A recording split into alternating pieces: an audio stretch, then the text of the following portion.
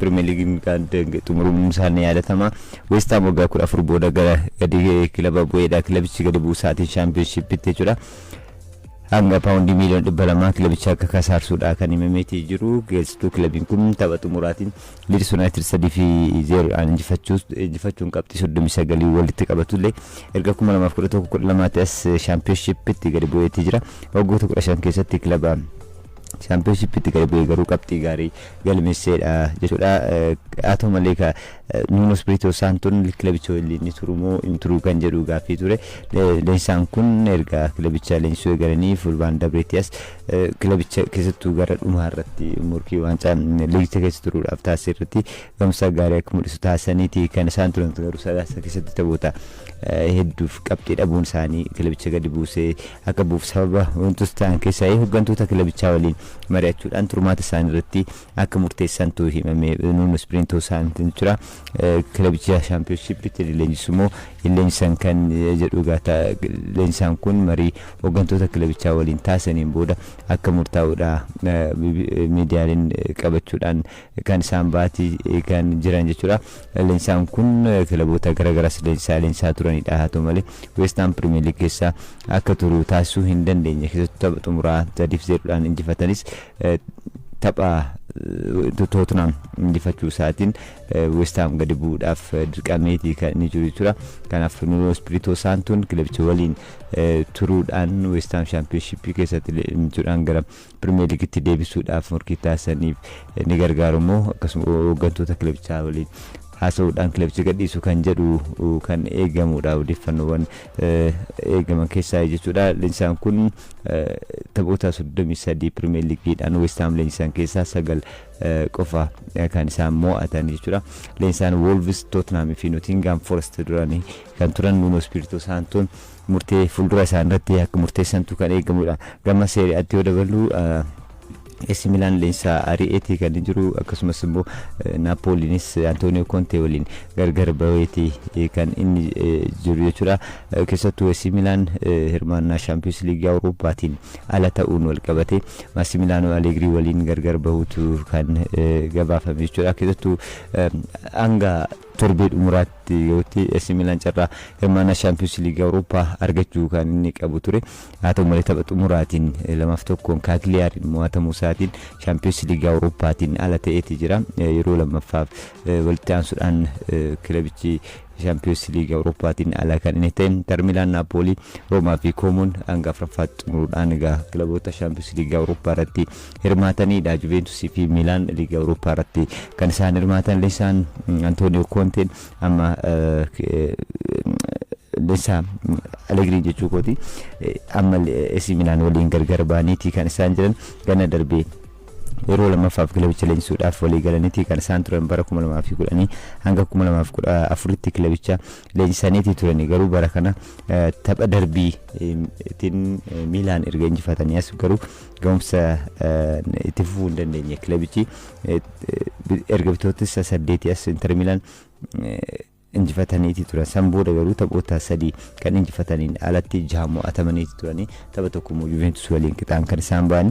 Allegriin taphoota 42 kilabicha leenjisan keessaa 22 mo'atanii 10 qixaan ba'uudhaan 10 immoo injifatamaniiti kan isaan jiranii. Hooggantoonni kilabichaa hedduunis akka jijjiiramni taasifamu wantoota kilabichaa irrattis akka jijjiiramni taasifamullee kan himameeti kan jiru. Gorsaa kilabichaa kan ta'e garuu Ibrahimovic ammas garuu iddoo isaaniirra akka turanis himamaati kan jiru. Kanaanatti immoo hooggantoonni hedduun jijjiiramni AC Milan keessatti akka taasifamu kan himamaati kan jiru jechuudha. Napoli fi Antonio Contenis gargar baaniiti jiru. Kaleessa tapha dilbata jechuudha. Tapha xumuraa seeriyaatiin erga taphataniin booda ibsa kennaniirratti Antonio Conte kilabicha akka gadhiisan kan isaan ibsani.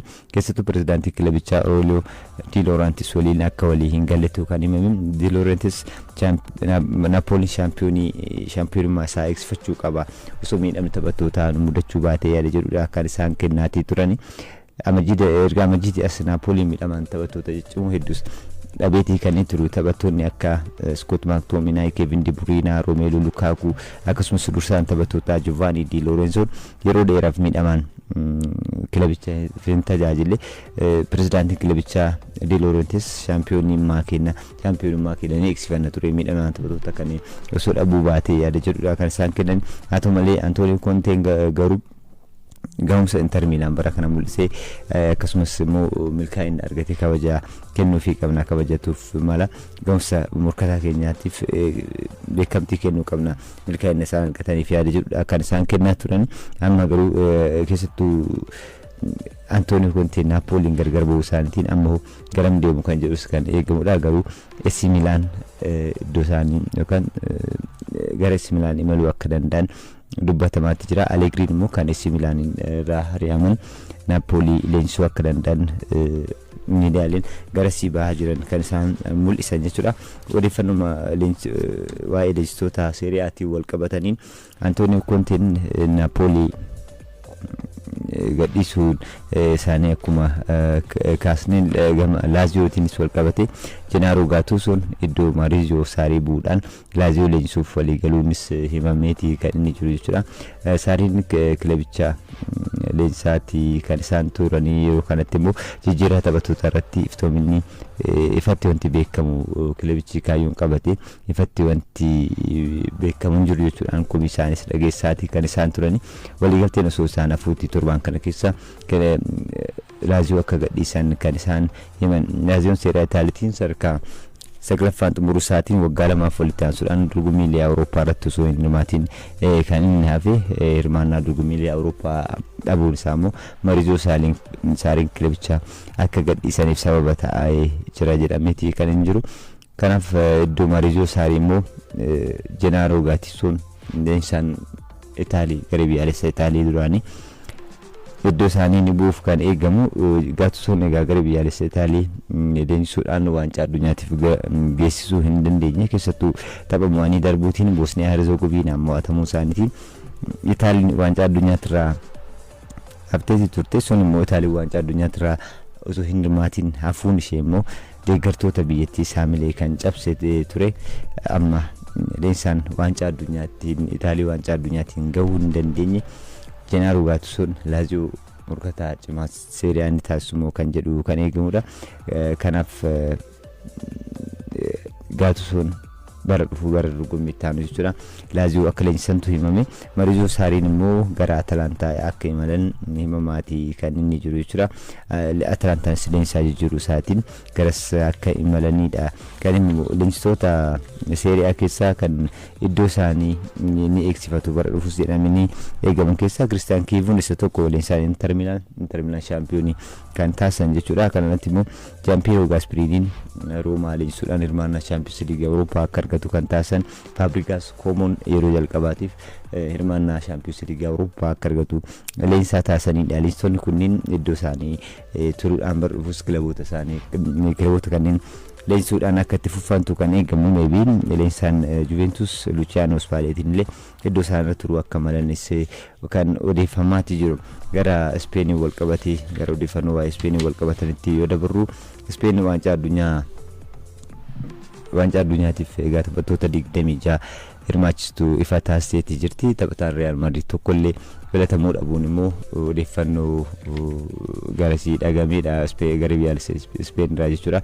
Keessattuu Real Madrid bara kana waancaa tokkollee osoo fudhatiin xumuruun isaanii yaadatama.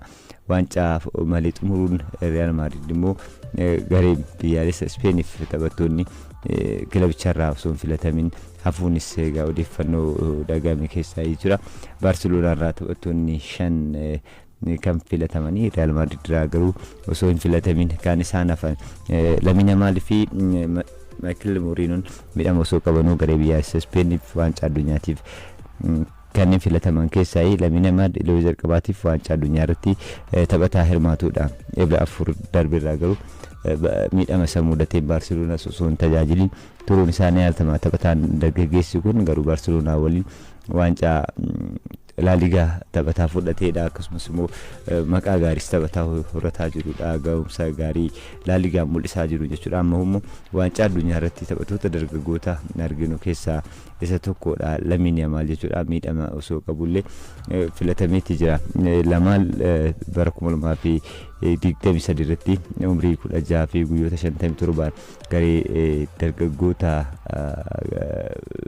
taphataa dargaggeessa Spainiif taphatee ture yeroo sanitti jechuudha.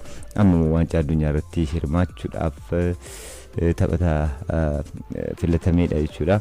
Kanaaf miidhamaarraa bayyanachuudhaan waancaa addunyaa irratti gahumsa akkamii mul'isaa akka jedhus kan eegamudha. Barceloona irraa taphattoonni 5 filatamaniiti kan isaan jirani. Gama Real Madridiin taphataan kamiyyuu akka filatamni kaasitti jira. Keessattuu Dani Carvajal fi Dean Henderson gahumsa gadaanaa bara kana La Ligaanis mul'isaa turaniin kilabicha osoo hin filatamin taphattoota Real Madrid hafanidha. Deensaan garee biyyaalessa Spain Luis de la Fontaine egaa ani amala kilaba tokko ilaaluu kan dhiisuu hin qabu. Akka deeggartoonni yaadanitti miti ani akka addunyaa waliin morkachuu dandeenyutti inni ilaala yaada jedhu kan inni jiru. Wanti ani jedhu taphattoonni biyya keessaa bakka bu'uudhaaf carraa argatan ittiin boonuu qabu jechuudhaanis kan isaan dubbatan. Atletico Bilbao irraa taphataan sarara fuulduraa Nico Williams fi sarara ittisaati irratti Aymeric Laporte taphattoota garee biyyaalessaa Spain filataman keessaa Eric Garcia, Dani Olmo, Ferran Torres Barcelona irraa taphattoota filataman keessaa Marc Pobli Atletico Madrid irraa taphattoota garee biyyaalessaa Spain waancaa addunyaatiif filataman keessaa Mikel Oyarzabal Real Sociedad irraa, Nico Williams kumudootti kaasee Atletico Bilbao irraa taphattoota filataman keessaa Premier League England irraa taphattoonni 7 kan isaan filatamanii Mikel Bolino dabalatee David Raya fi Martin Zubimendi Arsenal irraa taphattoota filatamidha. Pedro Porro Tottenham irraa, Marc Cucurella Chelsea irraa, Rodri Manchester City irraa, Yeremy Pino Crystal Palace irraa taphattoota waancaa addunyaatiif Spain bakka bu'uudhaaf filataman keessaa jechuudha. Spain waancaa addunyaatiin ramaddihaatti kan ramadamte ramaddihaattiin Uruguay, Cape Verde fi Saudi Arabia waliin kan isheen taphattu. Waancaan addunyaa kun egaa guyyoota 16 booda waxabajjii 11 hanga 19 kan inni hanga adoolessa 19 kan inni dorgomu ta'a jechuudha. USA, Mexico fi Kanaadaatti Spain ramaddii haatiin egaa Cape Verde wajjin waxabajjii 5 taphachuudhaan kan isheen dorgomicha eegaltu. San booda Saudi Arabia fi Hungary Uruguay waliin taphatti tapha ramaddii jechuudha. Tawaa'ee waancaa addunyaa kana wal qabatee jilli garee Iraan garas imalu waancaa addunyaatiif iddoo qubannaa isaa USA Ameerikaa ture dura kan ture, amma garuu iddoo qubannaa isaa Meeksikoo akka ta'e Meeksikoon akka achi qubatuufis hayyama kenniteefiiti kan isheen jirtu. Keessattuu viizaa wal qabatee USA Ameerikaa akka hin seenne taphattoonni Iraan dhoowwamuun wal qabatee Iraaniif rakkoo ta'uu mala jedhamaa sodaatamaa ture. Fifaanis amma mirkaneesseefii jira. Gareen biyyaalessaa Iraan duraan Arizoonaa keessatti isaan qubachuudhaaf ture, amma immoo Meeksikoo keessaa akka qubatuu fi shaakallisa akka achitti taasisuudha kan himamu. Iraan ramaddii gaatiin tapha 2 Los Angelesitti kan taphattu New Zealand fi Belgium waliin, san booda Seattle'itti Egypt waliin kan isheen taphattu jechuudha. Kanaaf gareen biyyaalessaa Iraan waancaa addunyaatiif gara Ameerikaa imalu jechuudha. Meeksikootti qubannaa isaa taasisuudhaan waancaa addunyaa immoo USA keessatti akka taphatudha. Fifaanis kan raggaasise jechuudha. Egaa waancaa addunyaa guyyoota 16 booda eegalu kanaafis morkiin taasifamu kan eegamudha. Deeggartoonni Manchester City akkuma hedduun lakkaaman Pep Guardiola daandiirratti bahuudhaan geggeessaa taasisaniifi kan jiru. Keessattuu Pep Guardiola leensaan waggoota 10 darban kilabicha leensaa turan milkaa'ina gurguddoo kilabicha wajjin argatan kilabicha gadhiisuudhaaf murteessuun isaanii daatama. Deeggartoonni 1000 lakkaawamanis daandiirratti bahuudhaan waree bara kana waancaa FA waancaa Karabaa'oo fudhate wajjin kabajataniiti kan isaan jiran daandiirratti bahuudhaan konkolaataa banaatiin taphattoonni kilabichaa daandira deemuudhaan kan isaan qaban san booda immoo iddoo waltajjii qophaa'etti sirna gaggeessaa qophaa'e irratti hanga deeggartoonni 19,000 argaman qophaa'eeti kan inni jiru. Iddoo kanatti immoo kilabichi gaggeessaa taasifame irratti taphattoonni ciccimoon duraanii kanneen akka Vincent Kompany, Jack Grealish fa'aa argamaniiti kan isaan jiran taphattoonni ammas kanneen akka Erling Haaland, David Doku dabalatee jechuudha. Baseball kan taphatu Michael Jordanis kan argame taateewwan ciccimoo kaleessa ta'an keessaa jechuudha. Manchester Cityin Pep Guardiola yeroo xumuraatiif Manchester Citytti nagaadhaan matinitti jiru. Leensaan waggoota kurnan darbaniif waancaa 20 kilabicha waliin fudhatan. Egaa deeggartoota Manchester Citytiin galatoomaa jedhaniitiin xumuraniitii jiru. Pep Guardiolaan Premier League'dhaan yeroo 6 waancaa Premier League fudhachuun isaanii atama waancaa FA3 Carabao 5 fi Champions League kan isaan fudhatanii kanatti immoo waancaa mo'amtoota Awurooppaa waancaa kilaboota addunyaas leensaa fudhataniidha. Kanatti immoo Bernardo Silva fi John Stones gaggeessaan kanneen taasifameef keessaa